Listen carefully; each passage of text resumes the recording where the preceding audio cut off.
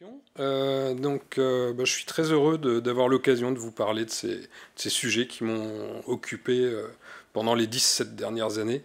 Le temps passe vite. Je suis impressionné aussi de parler devant vous. Et donc je vais essayer de vous raconter l'aventure Good Shape Vorpaline. Voici le plan de ma présentation. Je vais vous raconter spécialement le rôle qu'a joué l'ERC dans cette aventure. C'est un rôle tout à fait central, comme vous pouvez vous en douter et comme vous allez le voir. Donc déjà sur l'ERC, ça fait un moment que j'ai entendu parler de l'ERC. La première fois que j'ai entendu parler de l'ERC, c'est quand j'étais adolescent. Vous allez dire, non, c'est pas possible, ça n'existait pas. En fait, si, j'en ai entendu parler dans un livre que j'ai lu quand j'étais adolescent. Je vais vous le montrer, ça va vous faire rigoler, c'est un peu une blague. Hein. C'est celui-là. C'est celui-là, Tintin, l'étoile mystérieuse. Alors où est-ce que ça se passe bien? À Bruxelles, hein. Déjà quand même, on se rapproche du vrai. À quel endroit on en entend parler? Eh ben, il y a ce monsieur qui a le projet de soumettre un advanced grant, hein, je pense, vu son âge. Il est sûr de réussir. Hein, il dit les capitaux nécessaires nous seront fournis par le Fonds européen de recherche scientifique. C'est l'ERC, ça. Il dit, j'en suis sûr.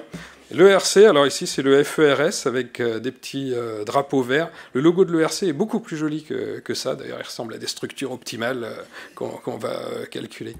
Donc pour la boutade, mais quand même, ça a été publié en 1941. Il a fallu attendre jusque 2006 pour avoir cet outil fantastique de financement de la recherche. Entre les deux, les Américains avaient fait la NSF, ils ont été plus rapides que nous, mais ils avaient tellement peur que les Russes leur balancent des bombes atomiques sur la tête qui se sont dépêchés. Nous, maintenant, c'est plus les Américains qui nous font peur, vu le président qu'ils ont, mais bon.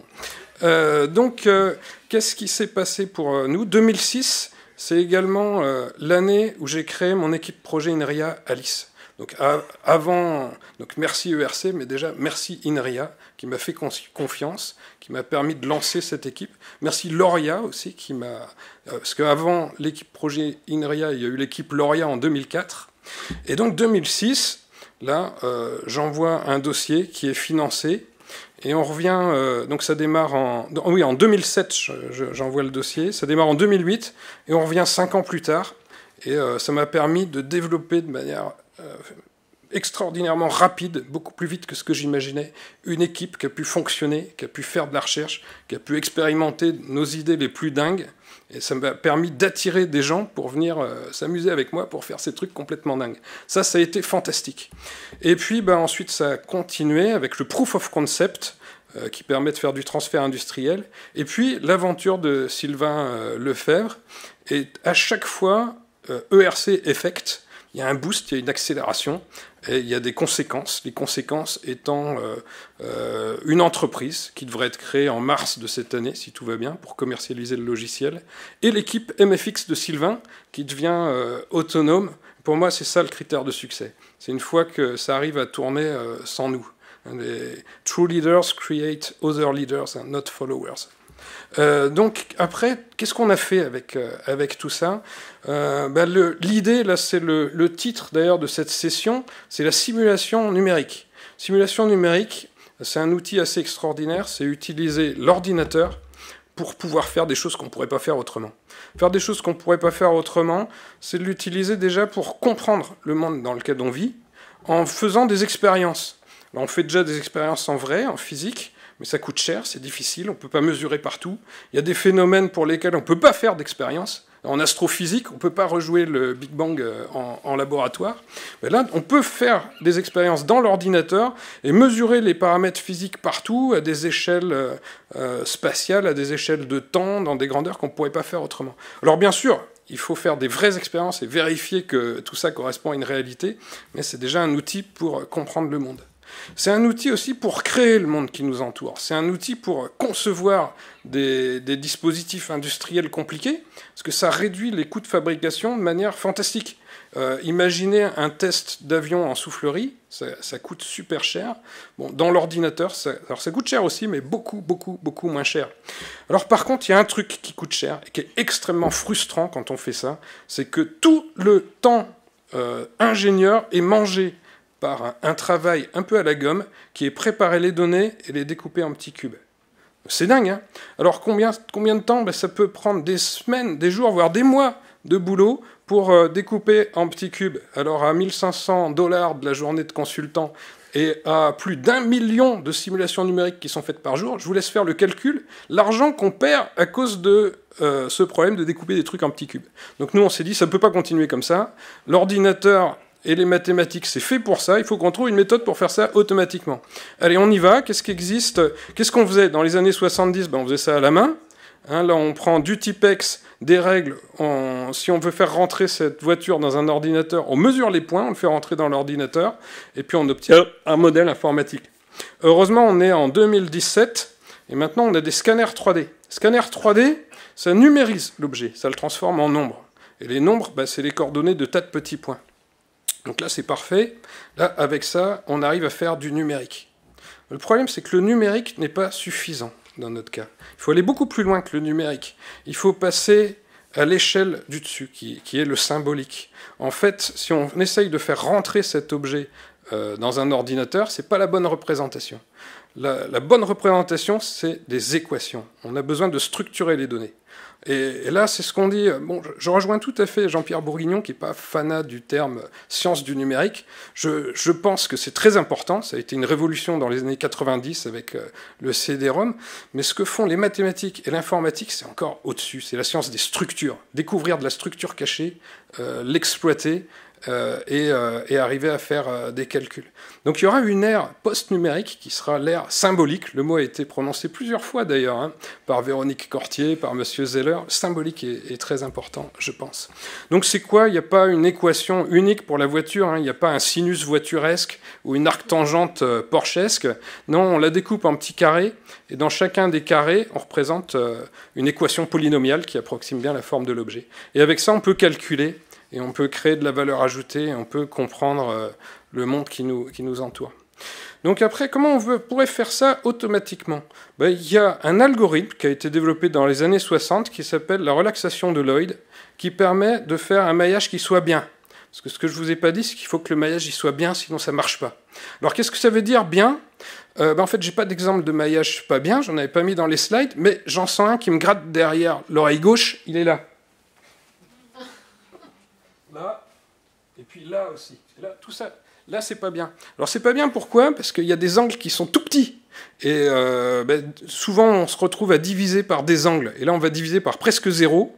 Et comme c'est du numérique, presque 0, ça a vite fait de faire 0. Et là, paf, ça fait floating point exception. Le programme, il plante. Donc, il faut qu'il y ait des beaux angles partout. Alors, comment on fait ça? Cet algorithme-là, c'est une méthode pour faire ça. Ici, j'ai défini un maillage, j'ai décomposé mon objet en polygones. Ces maillages sont définis à partir des points noirs qui sont là. Et en fait, ces points noirs, on va les bouger là où ils auraient envie d'aller. Ils ont envie d'aller sur les points verts, qui sont les centres de gravité de mes polygones. Et si on fait ça plusieurs fois, alors ça bouge, ça fait des nouveaux polygones, faut recalculer, et à la fin, on a un maillage qui est bien. Ça veut dire, si on calcule avec ça, ça devrait bien se passer. Donc ça, c'est bien, c'est la relaxation de Lloyd. Ça nous dit comment on fait. Mais au fait, comment on fait, c'est bien, mais on fait quoi, là? On est des scientifiques, là. Il faudrait regarder ce qu'on fait. Ce qu'on fait, faut venir à une équation. Là, il y a une équation qui nous dit, elle n'est pas très compliquée, on essaye de minimiser cette fonction. Puis là, on reprend notre casquette d'analyste. Cette fonction-là, elle est comment? On aime bien savoir si elle est lisse ou pas, et il se trouve qu'elle est C2. Alors, qu'est-ce qu'on en a à faire qu'elle soit C2, au fait? C'est bien, parce que si vous imaginez que c'est une route, et vous conduisez avec votre voiture sur la route, vous n'allez pas très vite, vous mettez les points noirs sur les points verts, là, vous avez appris que la route était droite, donc vous pouvez passer la seconde puis la troisième, ça va beaucoup plus vite. Beaucoup, beaucoup plus vite. Et donc, avec ça, on peut faire des maillages qui sont bien. Et ça, c'est super. Mais de manière encore plus importante, maintenant qu'on sait ce que c'est, plutôt qu'on sait ce qu'on fait, comment on peut changer de manière de faire. On a une abstraction, et on peut changer des paramètres, on peut changer la définition de la distance, par exemple. Et là, tout à l'heure, je disais qu'on voulait des carrés plutôt que des triangles, et si on prend la norme LP, ça fait des carrés, et ça marche assez bien. On met ça dans la formule, et ça marche bien. Ça nous a permis, en 2010, de faire un maillage qui était bien, qui était intéressant pour faire des simulations de mécanique. Et puis, dans mon équipe, Il y a d'autres chercheurs, hein, c'est ce que disait Sylvain Lefebvre tout à l'heure, c'est un travail d'équipe. Il y a Nicolas Rey et Dmitri Sokolov qui ont eu des tas d'idées. Ils ont dit on va essayer de révéler une structure cachée du problème. Les directions des cubes, elles ne peuvent pas être n'importe comment. Ça interagit avec la topologie de cet objet, qui a un genre assez important. Là, ça vient des trous qui sont là. Et ils ont trouvé une méthode pour passer de là à là. Alors, qu'est-ce qu'on voit là? J'ai tous les petits points qui sont en couleur. Vous voyez, c'est un peu grisé. Là, il n'y en a presque plus. Ça, tous les petits points qui sont en couleur, c'est des endroits où c'est pas terrible. Et là, il y en a beaucoup, beaucoup moins. Il en reste quelques-uns. Il y a des singularités. Mais bon, on continue de travailler. Là, on a un maillage qui est nickel pour faire de la simulation numérique. Et donc, toujours grâce à l'ERC Proof of Concept, l'entreprise, elle va commercialiser un composant logiciel qui va s'intégrer dans les logiciels de simulation numérique.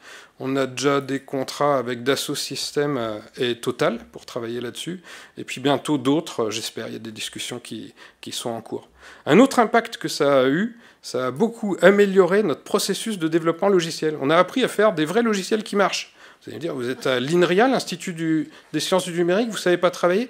Ouais, mais on est des chercheurs. Nous, on fait des prototypes de recherche. Et là, il faut faire un logiciel qui marche pour tout le monde, qui plante jamais, qui soit super robuste, même quand on pose des questions débiles. Genre une fonction racine carrée à qui on demanderait un nombre négatif, il faut que ça réponde erreur plutôt que de planter. On a bossé comme des fous, et il y a une partie qu'on a pu remettre dans le domaine public. Donc il y a une librairie de programmation qui s'appelle Géogramme, qui permet d'avoir tous ces algorithmes de base accessibles pour tout le monde. Donc ensuite, quelques slides de perspective. Quel est le futur de la simulation numérique? Bon, je vais tenter des trucs, hein, parce que c'est quand même pas évident. Bon, il y a un truc qu'on a constaté, Sylvain en a parlé tout à l'heure, je suis tout à fait d'accord avec ce qu'il a dit. On a la réalité réelle, et puis il y a les modèles qu'on met dans l'informatique.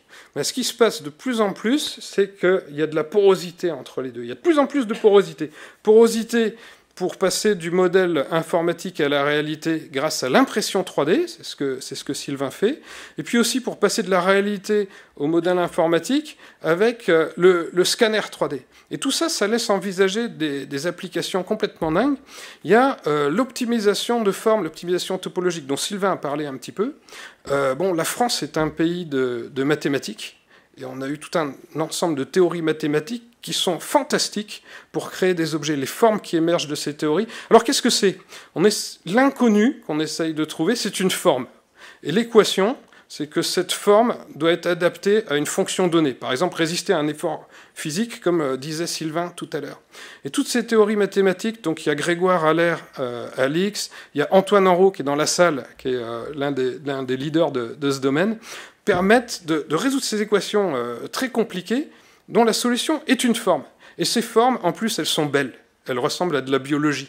Bon, c'est normal, hein, parce que l'évolution, qu'est-ce qu'elle fait? Elle calcule la même fonction, elle a eu des millions d'années pour le faire. Nous, on a moins de temps, mais on connaît la formule, et on a des ordinateurs pour le calculer.